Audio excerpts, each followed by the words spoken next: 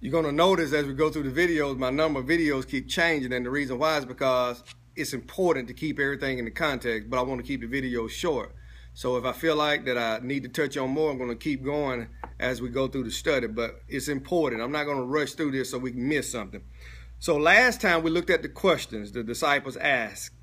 And this time we're going to move past the questions and look at Jesus' response. So what was Jesus' response to the question? They wanted signs of when the temple was going to be destroyed, when his coming, when the end of the age. And in Matthew chapter 24 and verse 4, Jesus answered and said to them, "Take heed that no one deceives you. For many will come in my name saying, I'm the Christ." That's one sign. People are going to come saying that they're the Christ. Verse number 6, they will hear wars. They will hear rumors of wars. And he says, don't be troubled. These things must come to pass, but here it is, end is not yet. Now, what end is he talking about? What end were they asking about? They were asking, and I'm going to write this down. They were asking about the end of the temple.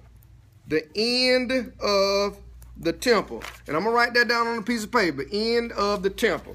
And so, in verse number 6, you're going to hear wars and rumors of wars, but the end of the temple is not yet. Look at verse number 7. Nations will rise against nations. There will be famines, pestilences, earthquakes in various places. These things are the beginning of sorrow. So before the end of the temple came, there were going to be sorrows. Look at verse number 9. They would deliver you up to tribulation. They would kill you. Look at verse 13. But he who endures to the end shall be saved. What end are they talking about? The end of the temple. Look at verse 14. The gospel, now here's the key sign. The gospel will be preached into all the world as a witness, and then the end will come.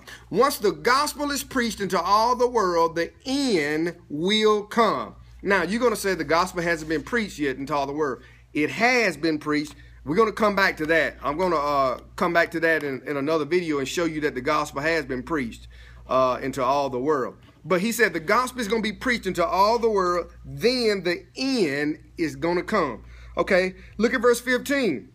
And when you see the abomination of desolation, you remember in Matthew 23, verse 37 and 38, he talked about saving Jerusalem, and he said your house is going to be left desolate. In verse 15, he says, Daniel spoke about the abomination of desolation standing in the where? Holy place. Do you know what the holy place was? The holy place was the temple. When they saw the abomination of desolation standing in the temple, then they would know. And in verse 16, he says, let those who in Judea flee into the mountains. Now, here's the question. If this has to do with our day and time, why would he be discussing the Judea?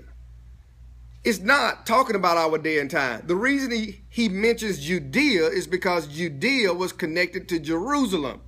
And he told these people, when you see the abomination standing in Jerusalem, standing in the holy place, standing in the temple, then everybody who's in Judea, run for your life.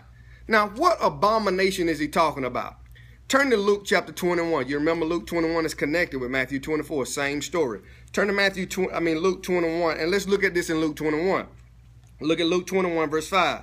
They spoke about the temple. Verse 6, he said the temple is going to be destroyed. And verse number 7, they asked the question, when are these things going to be, and when are the signs when these things are about to take place? And verse number 8, he says, don't let anybody deceive you. Verse number 9, you hear wars and commotions. And so you can see he's talking about the same thing. And then verse 10, nations will rise against nations. Verse 11, earthquakes in various places and famines.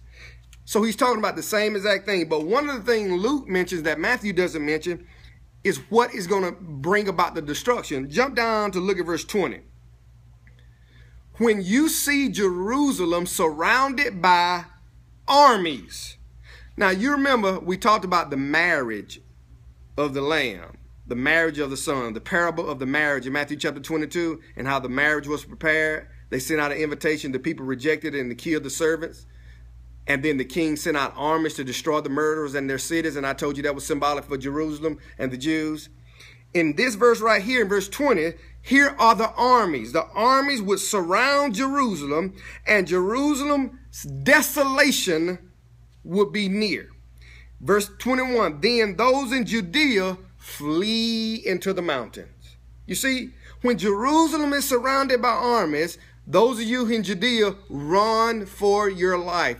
All of these signs that Jesus gave were signs to let them know how close it was for the temple to be destroyed. The reason why it mentions Jerusalem and Judea is because that is where the temple was located. In the next video, I'm going to show you some of the language and how this language is meant. A lot of this language is meant to be symbolic and figurative and not literal.